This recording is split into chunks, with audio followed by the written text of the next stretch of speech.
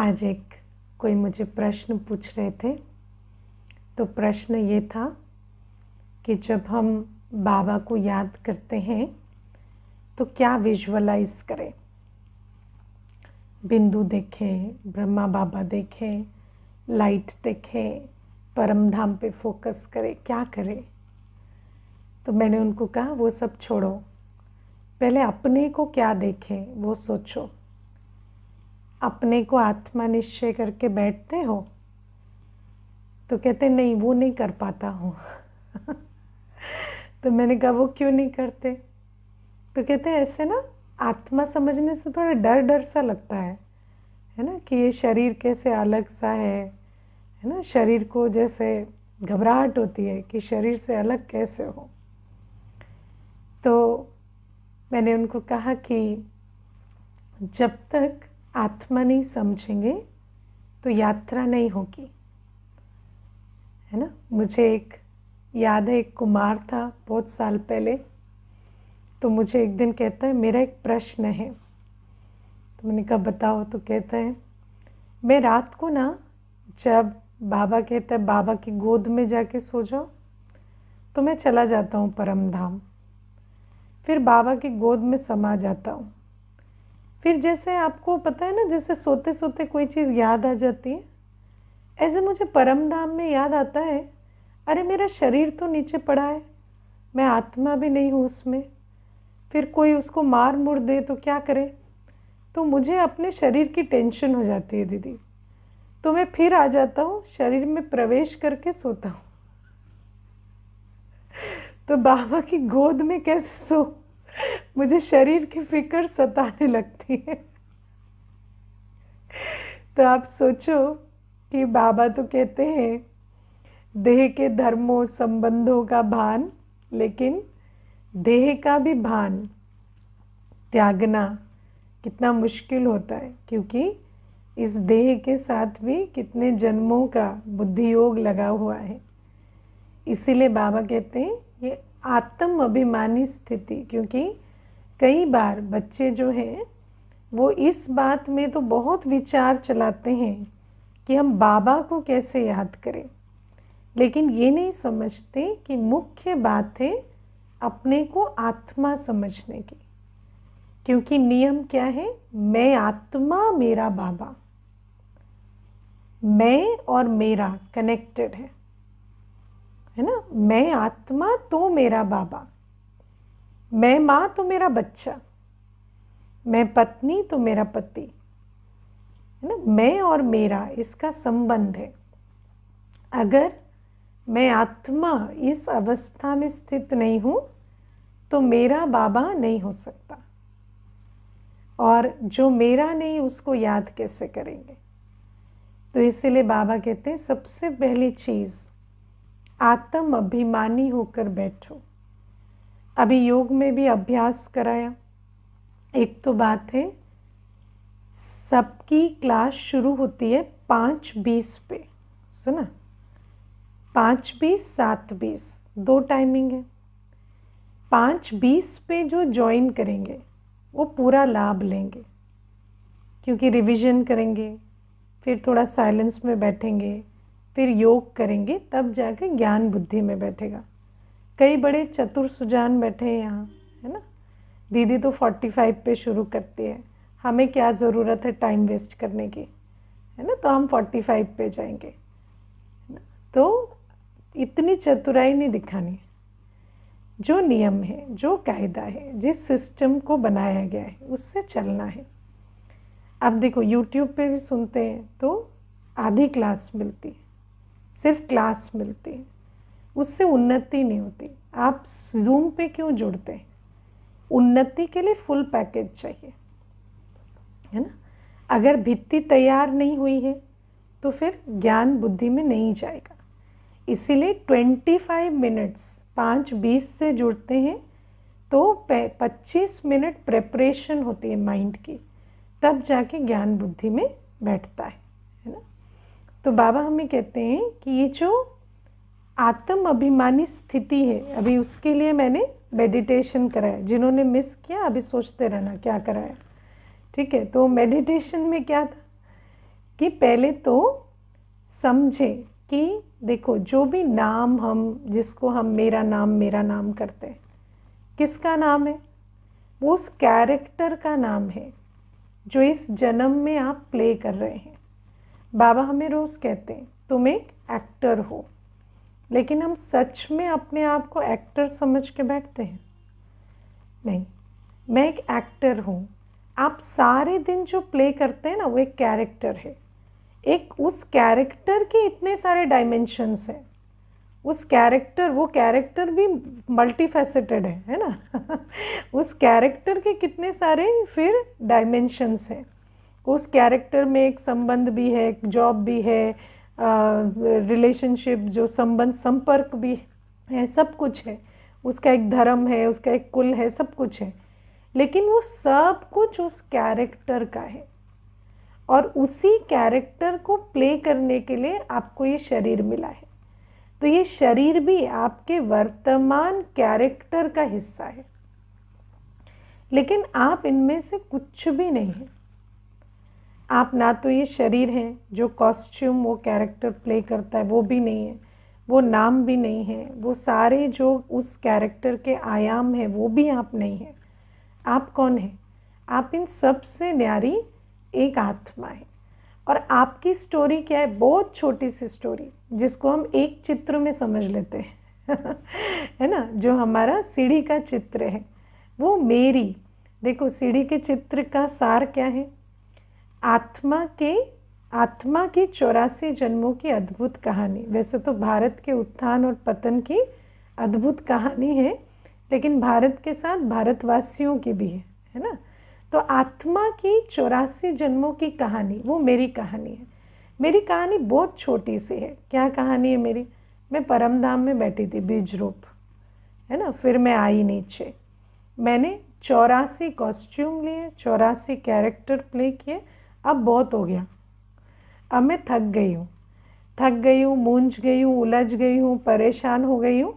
अब बाबा आते कहते तुम क्यों इतना परेशान होते हो बच्चे, थोड़ा अलग हो जाओ, है ना, अलग हो जाओ और अभी तैयारी करो घर जाने की। बहुत हो गया, 84 जन्म तुमने बहुत काम कर लिया, अभी घर जाना है। तो बाबा कहते हैं पहले तो अपनी आत्मिक स्थिति में बैठे, रियलाइज़ करें कि मैं आत्मा 84 जन्म लेकर अंत में बैठी हूँ। अभी मैं रिचार्ज मांग रही हूँ। और रिचार्ज मांगने से भी पहले देखो, आपको तो पता भी नहीं चला था, हमें तो पता भी नहीं चला था कि हम पतित बने हैं, है ना। तो रिचार्ज मांगने से भी पहले बाबा आ गए और बाबा ने रियलाइज़ भी किया, बाबा विधि भी बता रहे।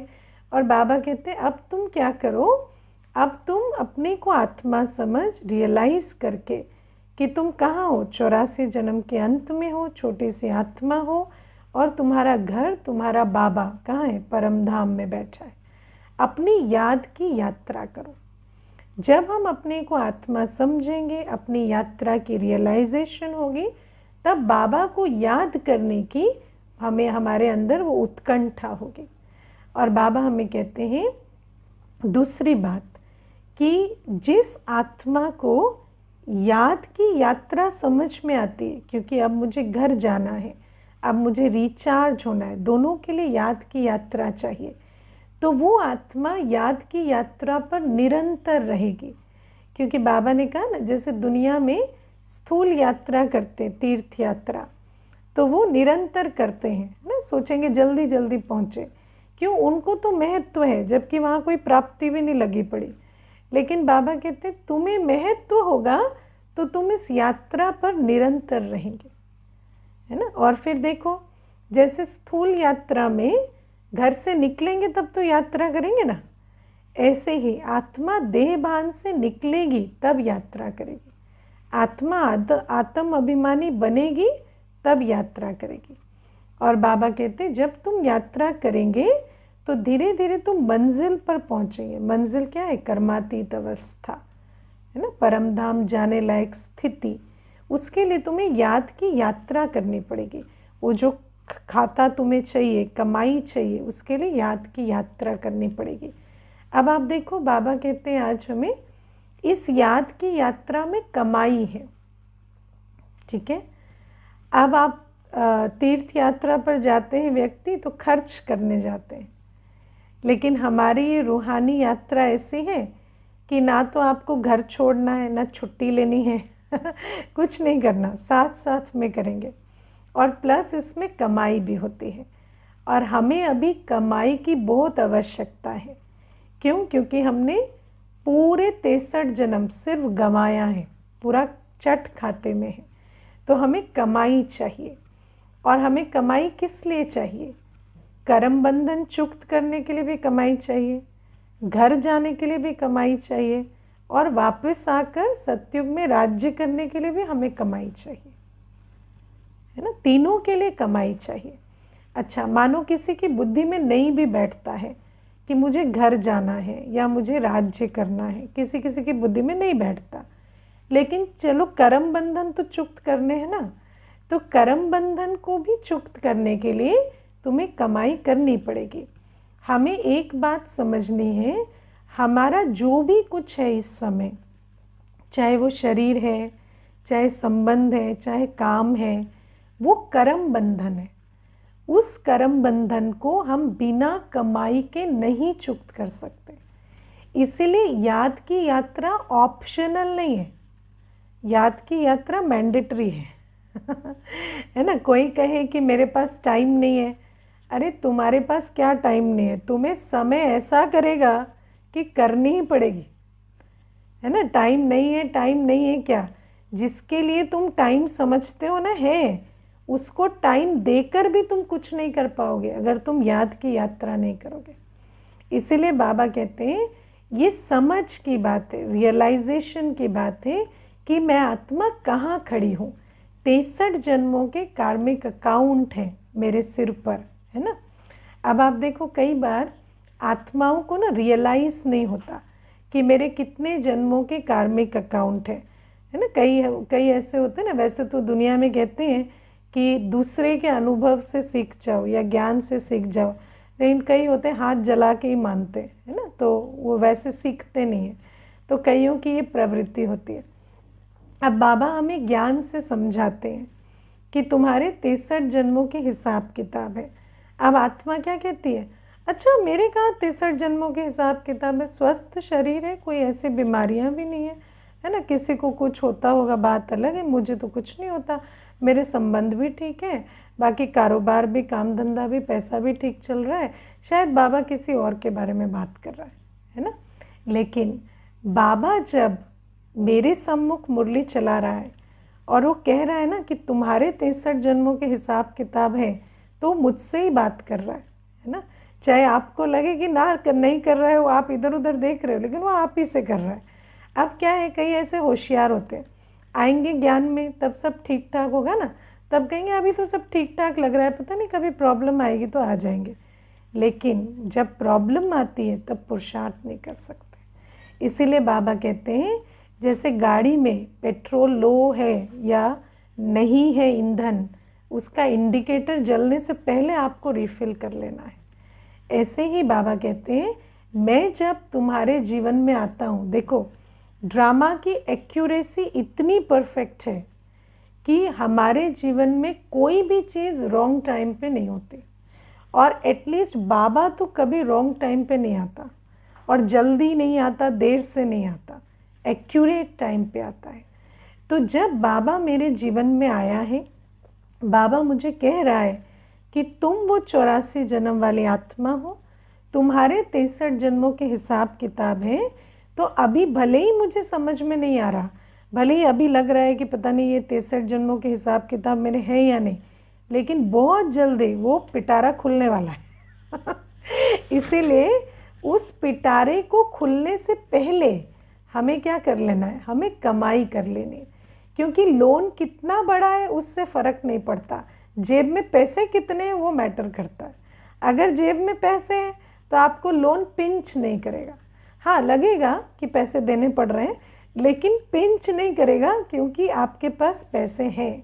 तो बाबा कहते हैं ये जो कर्मों के हिसाब किताब सामने आने से पहले तुम मुझसे कमाई कर लो। कमाई कर लेंगे ना तो हिसाब किताब आएंगे, वो ज़रूर आएंगे, लेकिन आपको उससे तकलीफ़ नहीं होगी, है ना। मुझे एक माता कहती थी, दीदी मेरा घर ना स्वर्ग था, मेरे 2 बेटों की मिसाल देते थे लोग, है ना, कि ये दोनों जैसे राम और लक्ष्मण की तरह रहते हैं। और दीदी मैं ज्ञान में आई और 2 वर्ष के बाद जो मेरे वो 2 बेटे लड़े, ऐसा तो महाभारत का युद्ध नहीं हुआ होगा। और कहती कि दीदी वो जो सीन है वो देखकर मेरा हार्ट फेल भी हो सकता था लेकिन ये तो बाबा का ज्ञान है और मेरी नष्टो मोहा की स्थिति है जो मैंने उस सिचुएशन में अपने को भी संभाला और उस संबंध को भी बहुत बिगड़ने से रोका, है ना। और मुझे तो पता ही नहीं था कि उन दोनों के संबंध में इतनी सारी प्रॉब्लम्स हैं, लेकिन जैसे छोटे बेटे की नौकरी लगी तो पहली बार बोला तब तक चुप रहता था तो इतनी सारी उसके अंदर समुंदर भरा पड़ा है शिकायतों का, वो तब निकला दीदी। और कहती कि बस बाबा की ताकत थी जो वो बात मैंने भी सह ली, सबने सह ली, उनकी काउंसलिंग भी मैं कर पाई एज अ फ्रेंड डिटैच होके, और उनको मैं समझा भी पाई, और वो आज भी एक छत के नीचे रह रहे हैं। भले ही वो बात नहीं है पर फिर भी संबंध इतने बिगड़े नहीं हैं। वो योग की शक्ति है या वो जो भी आप कहें कि बाबा की आशीर्वाद है। तो बाबा कहते हैं इसीलिए ये जो कमाई है जो हमें याद की यात्रा से करनी है वो हमें करनी पड़ेगी। इसीलिए बाबा कहते हैं अभी तुम्हें राही बनना पड़ेगा। भले ही तुम घर गृहस्थ में रहते हो, सारे दिन अपना किरदार भी प्ले करते हो, लेकिन इस याद की यात्रा पर तुम्हारा खास अटेंशन होना चाहिए, क्योंकि तुम्हें कमाई चाहिए चुक्त करने के लिए भी, जाने के लिए भी और वापस आने के लिए भी। और ये सारी कमाई करनी है। देखो कई होते हैं इतनी यात्रा करते हैं जो बस अच्छा लगे, है ना, आज अच्छा लग रहा है, योग किया, खुशी हो रही है। कई होते हैं जो बाबा उस दिन संडे को कह रहे थे ना, खाया पिया मौज किया, है ना। कई होते हैं जमा करते, जमा करना माना जब कोई बात आई तो उसको पार करने की ताकत होती है।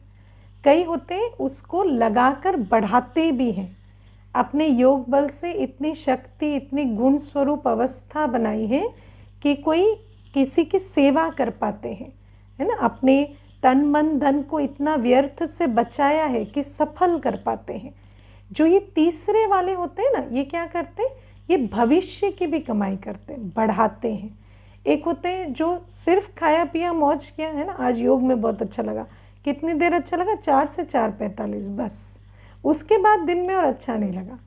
उसके बाद ना योग हुआ ना अच्छा लगा, बस दीदी उस टाइम अमृत वेले में बहुत अच्छा लगा, है ना। अगले दिन क्या हुआ, सोए, क्योंकि ना इस दिन की कमाई को बढ़ाया ना कुछ किया। दूसरे होते हैं चलो योग किया, अच्छा लगा, सारे दिन भी दीदी जो बातें हैं ना वो अच्छे से पार की, बाबा की ताकत रही, ठीक है। फिर अगले दिन क्या हुआ, फिर योग किया, फिर ताकत भरी, फिर अगले दिन चले, इस प्रकार से चलते हैं। तीसरे होते हैं जो बढ़ाते हैं, और जो बढ़ाते हैं ना उनके पास जो सेवा करते हैं। अब देखो सेवा करने के लिए आपको चाहिए एक्स्ट्रा, है ना। जब आप तन की शक्ति, मन की शक्ति, धन की शक्ति में बल भरेंगे याद की यात्रा से, तो वो कम में ज़्यादा बनेगी, है ना। आज बाबा ने कहा ना गंभीर और समझदार, गंभीर और समझदार माना कम में ज़्यादा पाने वाले, कम लगाने वाले ज़्यादा पाने वाले।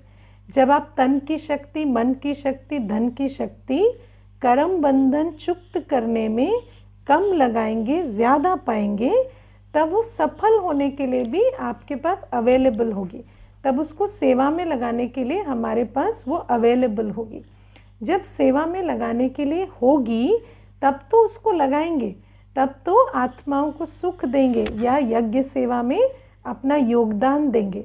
जब वो देंगे तब बाबा कहते हैं ये बढ़ेगा, और ये खजाना जब बढ़ेगा ना तब सिर्फ इस जन्म के हिसाब किताब चुप नहीं, लेकिन परम धाम जाने के लिए और सतयुग में आकर राज्य करने के लिए जो हमें बल चाहिए वो हम भर सकेंगे। इसीलिए ये जो याद की कमाई है इसको आज अंडरलाइन कर लेना, और याद की कमाई होगी याद की यात्रा से।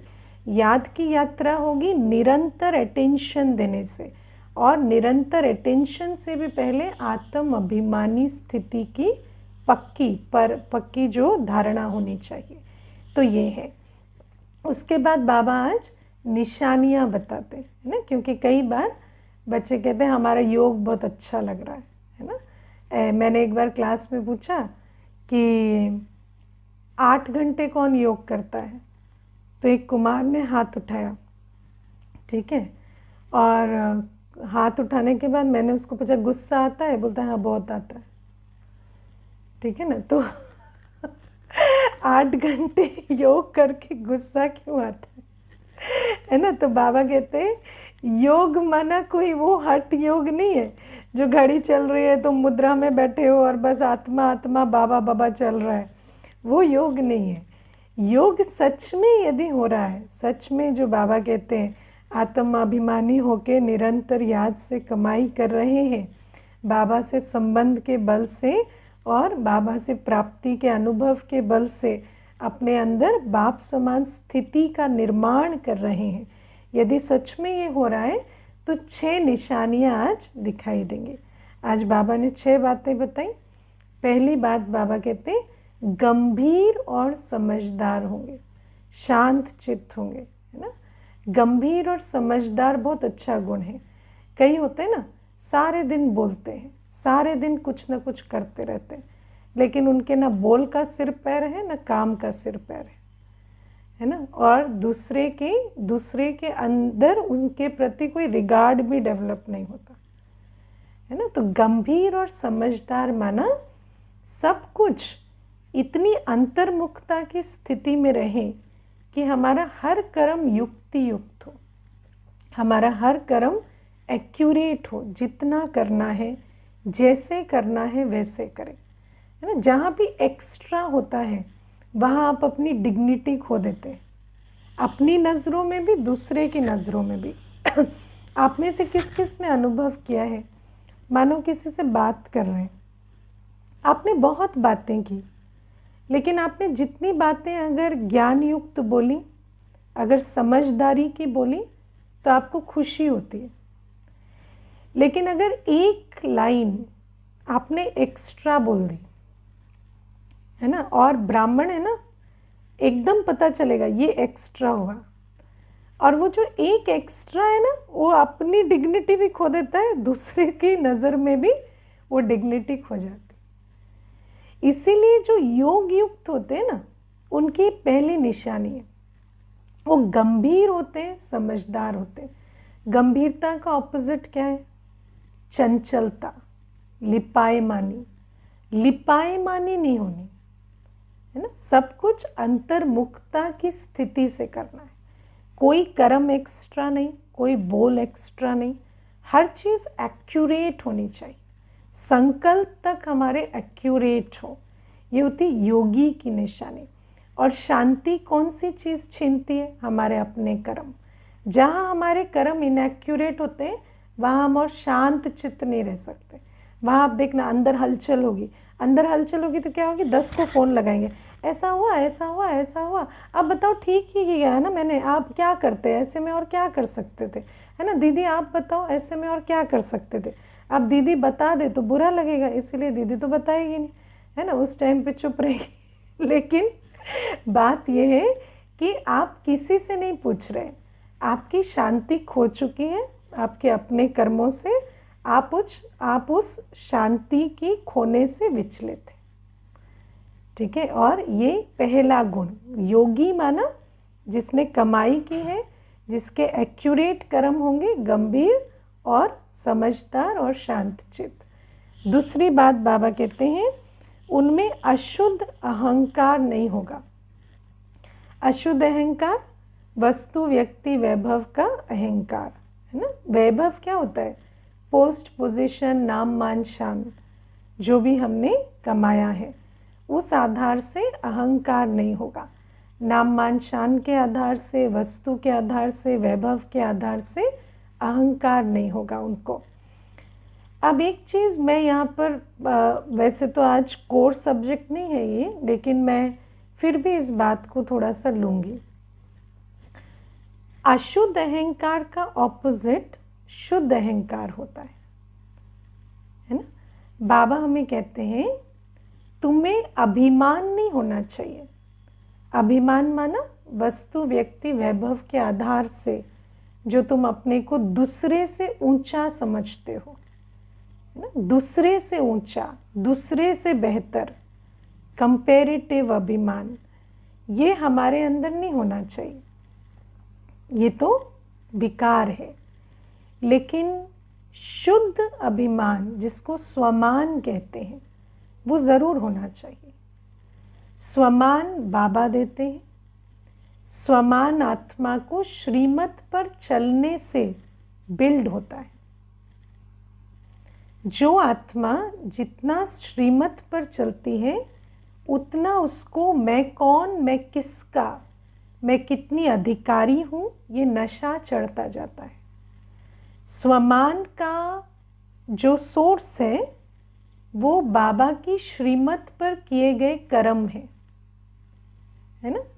तो बाबा ने जो हमें स्वमान दिए हैं उनको बुद्धि में रखना, बाबा की श्रीमत के आधार से कर्म करना, इससे आत्मा स्वमानधारी बनती है।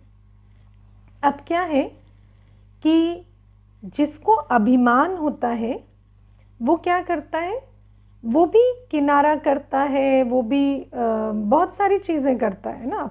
किसी से रूड बोलता है, किसी को कुछ करता है, तो वो भी बहुत सारी चीज़ों में मनसा वाचा कर्मणा बहुत सारे निर्णय लेता है ना। इसको ऐसा सोचें, इसके बारे में ऐसा बोलें, ये ऐसा करें, लेकिन उसके सारे कर्म पाप कर्म बनते हैं क्योंकि अभिमानवश उसकी बुद्धि राइट प्लेस पे नहीं है ना। लेकिन स्वमानधारी जो होता है वो जो अपने मनसा वाचा कर्मणा के प्रति कर्म करता है, उसकी भी वो कर्म श्रीमत प्रमाण होते हैं और उनकी बुद्धि राइट जगह पे होने के कारण उसके कर्म एक्यूरेट होते हैं।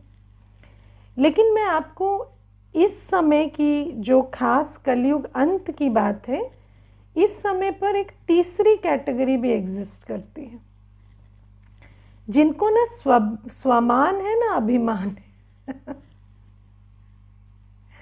है ना। वो कैटेगरी भी वो एक इंटरेस्टिंग कैटेगरी है, जो जिनको ना अपमानित महसूस होता है, उनको अपमान भी नहीं होता। जैसे अभिमान वाले को अपमान महसूस होता है ना, उनको अपमानित भी महसूस नहीं होता, लेकिन उनकी कोई अपनी मर्यादा भी नहीं। उनकी ना संकल्प की मर्यादा है, ना बोल की, ना कर्म की, है ना। वो बिल्कुल पतित से पतित संकल्प, बोल और कर्म लेते, उनकी कोई मर्यादा ही नहीं है। तो सबसे बड़ी बात है, हमारे अंदर ईगो नहीं होनी चाहिए और मर्यादा होनी चाहिए, दोनों इक्वली इम्पॉर्टेंट है। ईगो नहीं है इसका मतलब ये नहीं है कि हमें ये नहीं पता कि कितना करना है, कहाँ रुकना है, कैसे एंगेज करना है ना।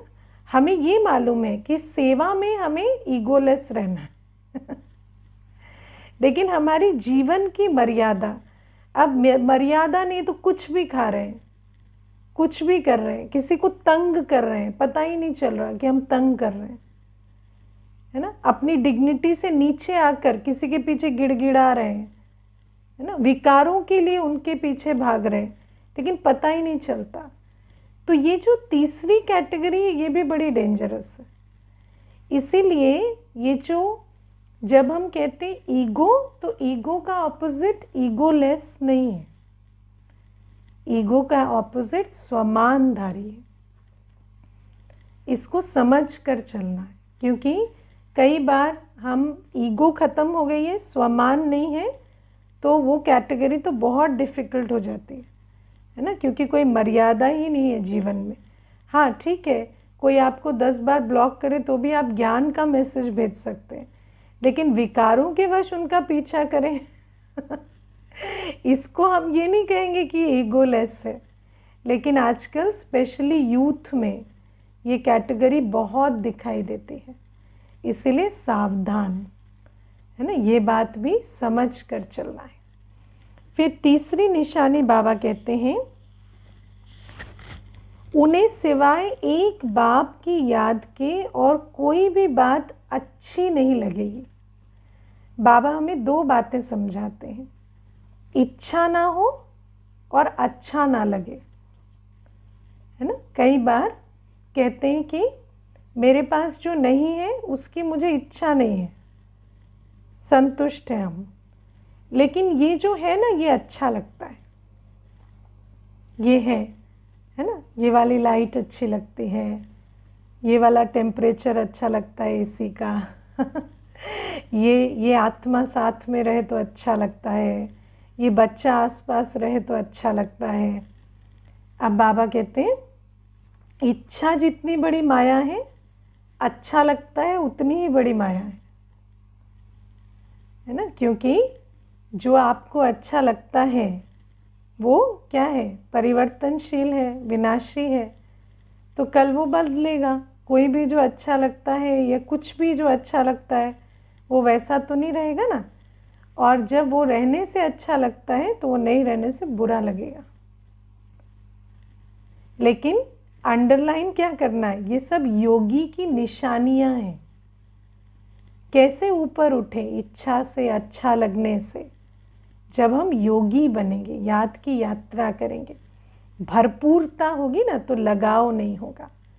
तो बाबा कहते हैं ना इच्छा हो ना अच्छा लगे, बस क्या अच्छा लगे, एक बाबा की याद में रहना अच्छा लगे, और कुछ अच्छा ना लगे। सब है, लेकिन अच्छा लगने का ऑपोजिट बुरा लगना नहीं है ना। ना अच्छा लगता है ना बुरा लगता है, हमारे ना लाइक्स है ना डिसलाइक्स है, जो है सो अच्छा है ना। अच्छा लगता नहीं है, अच्छा है ये हमारी वृत्ति होनी चाहिए।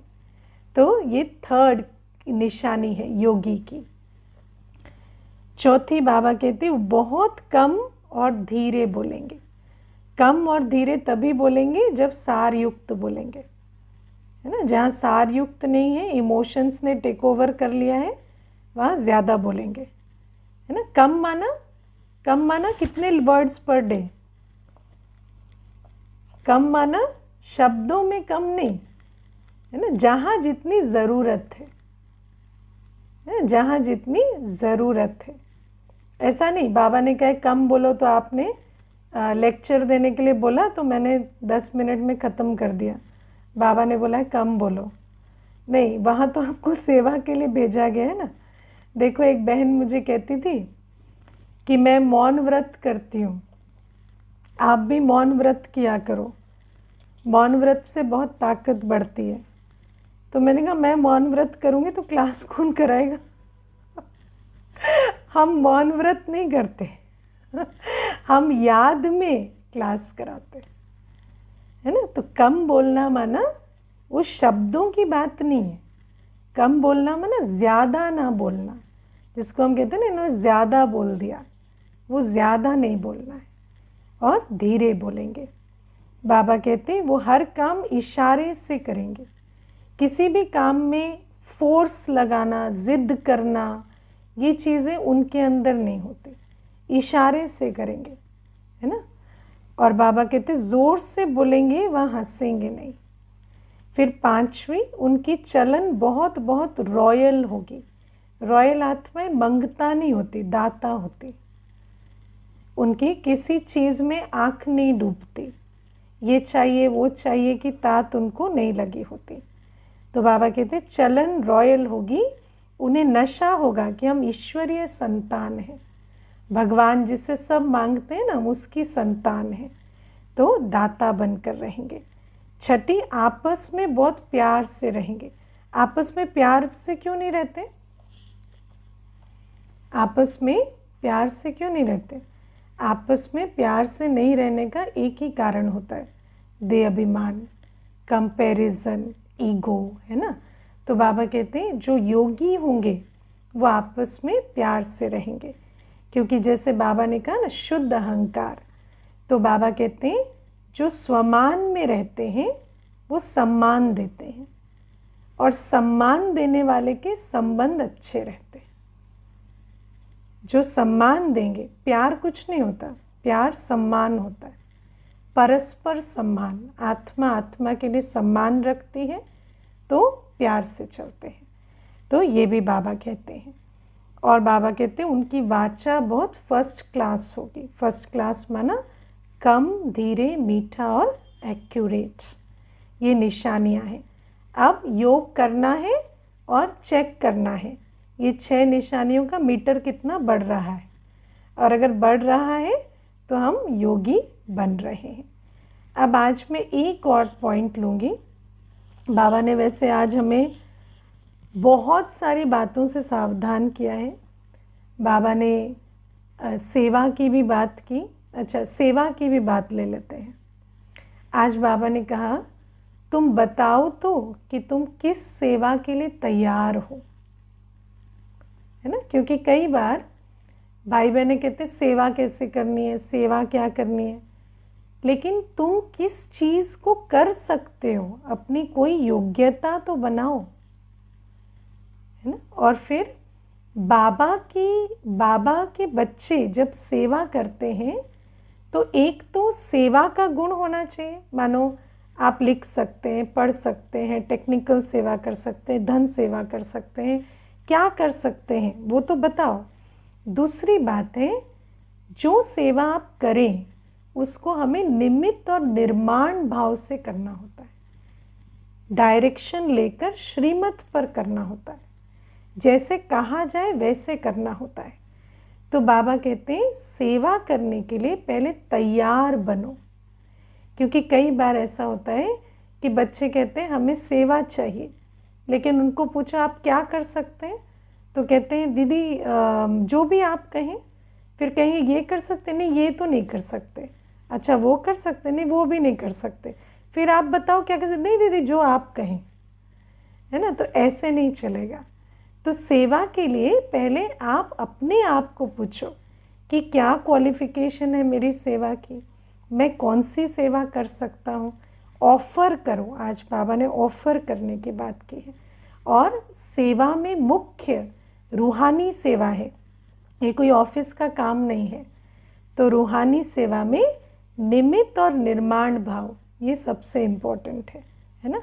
और कई तो ऐसे हैं सेवा के नाम सुनते ही छूमंतर हो जाते हैं, है ना। तो वो भी अपने अंदर चेक करना है, क्योंकि बाबा कहते हैं सेवा नहीं करेंगे तो ऊंच पद कैसे पाएंगे। आज मम्मा का बाबा ने एग्जाम्पल दिया है। अब और एक चीज़ जो आज बाबा ने वैसे तो अहंकार की भी बात की, धूतीपने की भी बात की, ग्लानि करने की भी बात की, दुख ना देने की भी बात की, लेकिन जो बाबा ने कहा झूठ बोलना, जैसे कई तो ऐसे हैं झूठ तो जैसे उनका है ना धर्म हो गया है ना। तो ये झूठ बोलना, इस पर भी हमें थोड़ा देखना है कि झूठ बोलने की आदत कितनी है। क्योंकि ये जो झूठ बोलने की आदत होती है ना, ये बहुत नुकसान करती है। क्योंकि झूठ बोलते बोलते आत्मा को पता ही नहीं चलता सच क्या है झूठ क्या है ना। और झूठ बोलने से, ये झूठ बोलना डिसऑनेस्टी का पहला स्टेप है। जब आपका एक बार किसी ने पता कर लिया ना झूठ है, ये झूठ बोलते हैं, उस आत्मा को आजीवन दुआएं नहीं मिलती। ये याद रखना। आप कितना भी अच्छा काम कर लेंगे, लेकिन सामने वाले को हमेशा लगेगा इस बार भी झूठ बोल रहे होंगे। ये झूठ ऐसी चीज़ है, बोलेंगे एक बार लेकिन आजीवन आपकी दुआओं का खाता ख़त्म कर देगा। कभी दुआएं नहीं मिलेंगी। सबसे बड़ी पूंजी है ट्रस्ट। झूठे को कभी ट्रस्ट नहीं मिलता, और जिसको ट्रस्ट नहीं मिलता उसको दुआएं नहीं मिलती। इसीलिए ऑनेस्टी रखना। बाबा जितना ऑनेस्टी का महत्व बताते हैं ना, उतना ही झूठ ना बोलने का महत्व है। क्योंकि झूठ बोलना ऑनेस्टी का ऑपोजिट है। और झूठ पकड़ा ना जाए ऐसा नहीं होता, झूठ हमेशा पकड़ा जाता है। झूठ की आयु बहुत छोटी होती है, इसीलिए झूठ ना बोलने पे बहुत अटेंशन देना है। और दीदियों की तो मेमोरी इतनी अच्छी होती है ना, 20 साल पहले भी कोई बात बोली होगी, फिर बाद में कहेंगे ना 20 साल की बात हो गई, नहीं 20 साल पहले तो आपने ये बात कही थी, आप भी भूल चुके हो बोल के, लेकिन उनको ठीक याद रहता है ना। इसीलिए ये। अच्छा, कोई झूठ बोले हमसे तो कितनी बार क्षमा करें। देखो, दुनिया में एक बहुत अच्छी कहावत है, a lie is not a lie if you know the other person is lying to you. अगर आपसे कोई झूठ बोलता है ना और आपको पता है ये झूठ बोलता है, तो इसका मतलब वो झूठ नहीं है, आप ऑलरेडी जानते हैं। तो उनको आप क्षमा ना करें, आप उनसे सतर्क रहें, है ना। जो जिन बातों में वो झूठ बोलते हैं उससे सतर्क रहकर उनके साथ चले, नॉलेजफुल होकर चले। और अगर कर्म बंधन ऐसा है कि उनके साथ चलना ही है तो नॉलेजफुल होकर चले और धीरे धीरे उनके अंदर भी ताकत भरे, है ना। और युक्ति से चलना माना राइट एक्सक्यूजेस देना श्रीमत पे चलने के लिए। How is it different from lying. देखो, दुनिया में जो भी डेफिनेशंस हैं और बाबा जो हमें डेफिनेशंस देता है उसमें बहुत अंतर है ना। दुनिया में जब हम कहते हैं इसने झूठ बोला, माना इसने सच्ची बात नहीं बोली, जो जैसा था वैसे नहीं बोला, तो उसको झूठ कहा जाता है। लेकिन बाबा हमें कहते हैं जो जैसा है वैसा बता देने को सच नहीं कहा जाता। सच इस बात में है कि मेरा श्रीमत पर चलने का इंटेंशन कितना पक्का है। सच्चाई माना मैं बाबा के प्रति अपने तन मन धन की सच्चाई कितना रख रहा हूँ, ये सच्चाई है। तो बाबा की डेफिनेशंस में और दुनिया की डेफिनेशंस में अंतर है ना। उस हिसाब से तो दुनिया में शादी किसे कहते हैं, पतित बनने को, है ना। आज मैंने किसी को कहा हम भी तो गृहस्थ में रहते हैं, लेकिन हम तो, है ना, बाबा के हैं, सेवाधारी हैं, समर्पित हैं। तो कहते हैं आप जब कहते हो ना हम गृहस्थ में रहते हैं, तो हम ये नहीं मानते हैं क्योंकि हमारे हिसाब से गृहस्थ माना पतित होता है, हमारे हिसाब से गृहस्थ माना पावन नहीं होता है। तो दुनिया में गृहस्थ माना पतित, लेकिन बाबा कहते हैं गृहस्थ व्यवहार में पावन। तो दुनिया के हिसाब से और हमारे हिसाब से जो डेफिनेशन है वो सेम नहीं होती। इसलिए दुनिया ने जो झूठ का परिचय दिया वो बाबा के हिसाब से झूठ नहीं होता। बाबा कहते हैं झूठा या सच्चा श्रीमत पर चलना या ना चलना होता है ना। और श्रीमत पर चलने के लिए जो भी तुम कदम उठाते हो उसको युक्ति कहते हैं।